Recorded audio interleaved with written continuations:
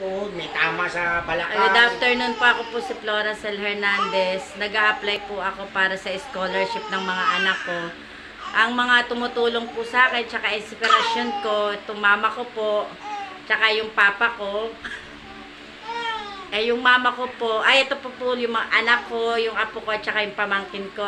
Sila po yung mga ipapasok ko sa scholarship. Ang tumutulong po sa akin, may mga ano po sila, may mga sakit, mga matatanda na po, tsaka mama ko po PWD. Tama. Hindi na po siya nakakapagsalita kahit nung nung pandemic. Ito kasi Daisy parang tanga eh. Kakat ko na lang. Tapos, papa ko po, nagbobote dyaryo siya dati, pero nakapasok niya din po yun.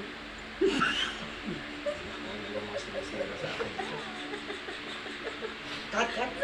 Cut!